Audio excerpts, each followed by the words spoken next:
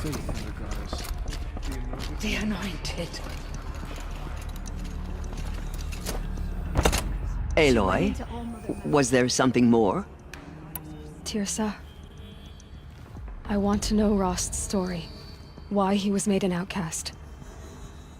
He never told me. Said he took an oath of silence. What did he do? Oh. Yes, that. What crime did he commit? I will tell you if you wish. But it is a long story. Are you sure you want to hear it now?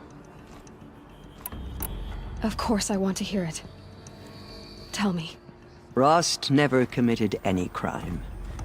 He was an outcast by choice. What? What do you mean? Many years ago, before the derangement, before the Red Raids, a band of murderous outlanders, 12 in number, struck without warning. At Mother's Vigil, they took hostages, and then pressed on, headed for Devil's Thirst. Mother's Vigil? Where's that? You would know it as the Forsaken Village, near the Karja border. But at the time, many families lived there. Rost's was one of them. His mate was killed fighting the Outlanders, and his daughter was among those taken hostage. His daughter? What was her name? Alana. She was just 6 years old. Nora Braves couldn't stop 12 Outlanders? Or rescue the hostages? It was quite impossible. We outnumbered them, but every time a Brave came within bowshot, the Outlanders killed a hostage. What did they come here to do? That was never discovered. We couldn't track closely enough to observe them. We know they camped beyond Devil's Thirst for 2 days. There were reports of strange noises. And then, as suddenly as they came, the Outlanders made their way back to the border and disappeared. What happened to Rost's daughter? She was killed? Rost was one of the Braves who tracked the Outlanders, keeping his distance.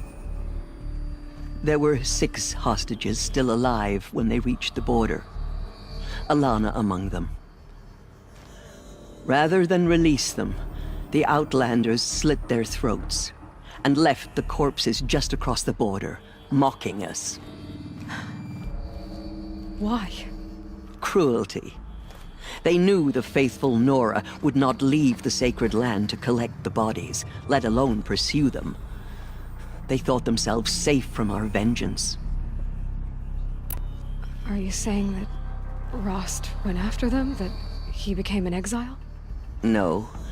Rost was beside himself with grief, but even so, he would never have broken taboo. Then what did he do? He called upon the most terrible and secret rite of the Nora tribe. He begged to be made a Death Seeker. A Death Seeker? What is that? One who dies to go seeking, and in seeking, brings death to others. The ritual drags the spirit from one's body, releasing it to All Mother's care. The heart beats, the mind thinks, but the spirit has moved on. I don't understand. Rost went after the Outlanders, but his spirit never left. It remained here with All Mother. He gathered the bodies of the slain and returned them. And then he set out in pursuit, not as an exile, but a weapon of vengeance. A barbed arrow shot from a bow, never to return. But Rost did return. Yes. A full year later, and terribly wounded. He collapsed at the border of the sacred land. A hunting party came upon him. He was delirious, in agony. By law, he should have died where he lay. But one of the hunters broke taboo, and reaching across the border, she dragged him to our side. Who was she?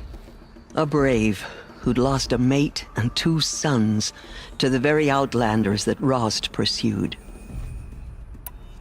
So, Rost never finished his mission.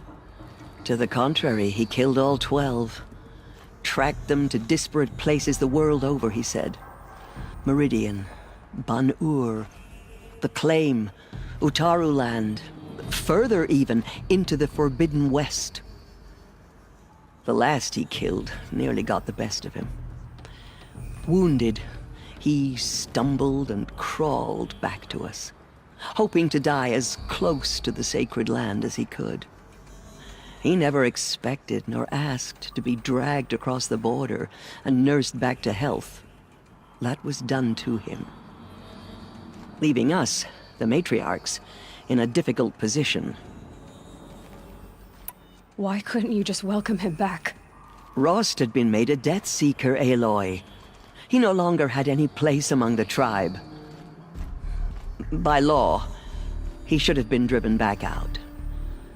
But we couldn't bring ourselves to do that, so we offered a compromise. You made him an outcast. Yes. We offered to do so on the condition he never speak to anyone of this exception. After all he did, all he suffered, to be declared an outcast was his reward. Rost was overjoyed. He never expected to live another day in the sacred land, let alone the embrace, so close to the goddess. He resolved to spend the rest of his days in solitude, and was happy to do so. But then you found me, and gave me to him. Yes. Another compromise. The matriarchs feared you, and would not let you be raised by the tribe. And so we turned to Rost. I knew that he would take care of you, bring you up, teach you to worship All-Mother and respect the ways of the tribe. He certainly tried anyway. You took a man who'd lost his daughter and made him raise an infant girl? Doesn't that strike you as callous? I'm inclined to think the course of events has shown the wisdom of our choice. And I'm quite certain that from the moment he laid eyes on you, he saw you as a gift and never a burden. All right, Teersa, that's quite a story. I should be going. May the goddess protect.